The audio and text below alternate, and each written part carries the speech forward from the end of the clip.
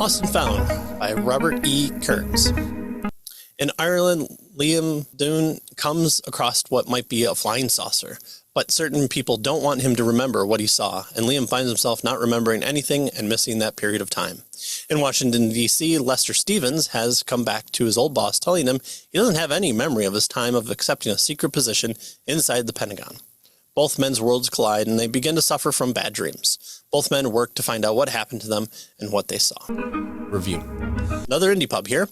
This started out pretty well in good familiar territory, mixing in some elements of an X-Files plotline of a man, Liam Dunne, at the wrong place at the wrong time, of meeting U.S. government agents, recovering a crashed flying saucer. Dunne meets a Man in Black type character, which is actually Lester Stevens, who is a rookie at the job and doesn't have the heart to do what's asked of him by the military men in charge. What occurs is a plotline that doesn't really go anywhere and is hindered by some unnecessary flashbacks during the unfolding of no real tension being built. Dunne and Stevens undergo the same drug and operations scenario to make them think that alien abductions happened to them to cover up for the U.S. military involvement in the recovery of crashed UFOs. There is some solid basis for a good story on that. Having Stevens' story about how he joined the program and left is done during the time when Stevens has that lost memory. This should have been done right after Dunne being dropped back off after being abducted, and should have been uncovered by Stevens under hypnosis, which is where the story uses.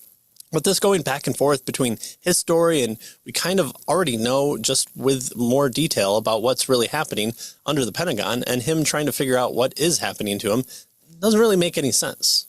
Dunne takes a big back seat in the story and is only there to push Stevens' storyline. Stevens has it easy, though, through this. His boss believes him, the authorities believe him, his therapist believes him. He has some trouble sleeping and drinking more, but he recognizes this and gets help.